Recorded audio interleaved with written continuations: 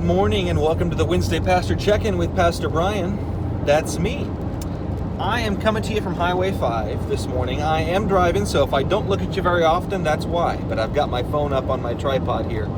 And I thought I'd take this time to check in with you. It's about 8:45 on Wednesday morning.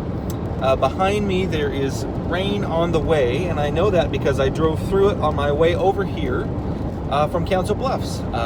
Spent a few days with my mother and my sister down in Florida visiting my grandfather.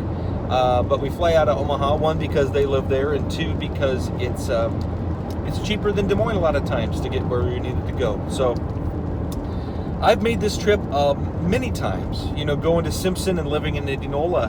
I think it's probably been over 100 round trips. It has to be. Between Indianola and Council Bluffs, which usually takes anywhere between 2 hours and 2.5 hours, whether I take 80 over to 5 and down, or Highway 92, which depends on what kind of journey you're looking for. But I have grown to really enjoy the journey.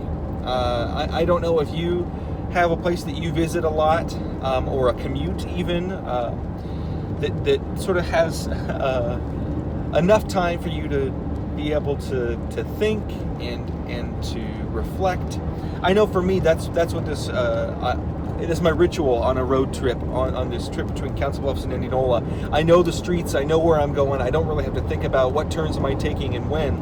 Instead, I can kind of settle in and with ADHD and my brain abuzz, sometimes it's that time where I'm forced to do nothing but drive, that I'm able to kind of settle in and think and reflect and discern and wonder and talk with God.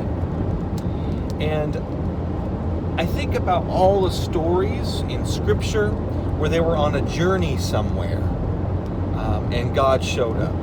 Whether that's the journey through the wilderness that Moses and Jesus both did, or whether that's the Easter story that we have right now of the walk to Emmaus.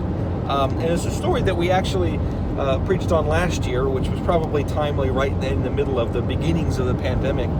But it's a story where two of the disciples are on a journey from Jerusalem to Emmaus, about 7 miles apart, and Jesus shows up to them on the road, and it says they're walking along, and this guy, Jesus, they don't know it's him, which is a theme post-resurrection. People don't recognize Jesus readily.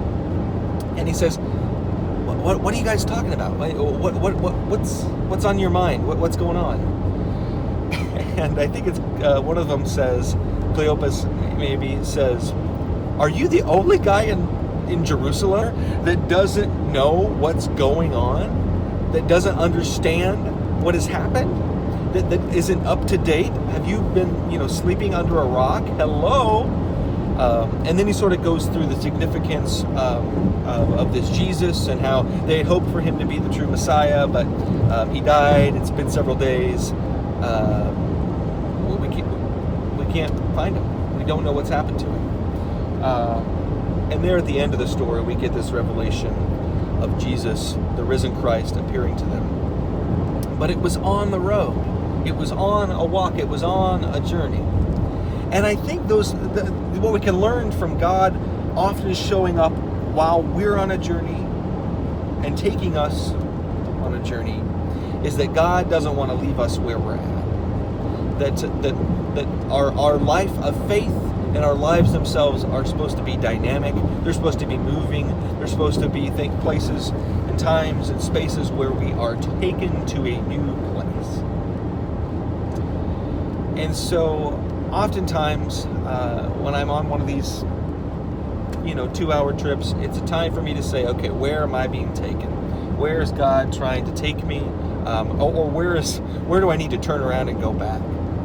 So I wonder what God is speaking to you today, and where God is telling you to go, and what kind of journey God is taking you on. And maybe the next time you have a trip like this, 2 hours or even 2 minutes, you'll at least take a little bit of time to reflect on the journey that you are on, the milestones and the signposts on the journey, the landmarks, and the destination. Knowing that, sort of like our GPS, sometimes if we take a wrong turn, says, recalculating, that there will be times where you need to take that next step, make that next decision, and let God reroute you. Knowing that the road that we are on was built with love, and the bricks are laid by the Spirit, which fills us with love and grace to be able to discern what God is speaking to us today. So, yeah, that's pretty much what I have. I think this is my first Wednesday check-in while moving faster than 2 or 3 miles an hour. So, hope you can hear me and hope you're doing well. Drop a line below. Let us know that you're here and accounted for, and help us help you on this journey. That we are blessed to be able to travel and walk and ride together. God be with you. See you next week.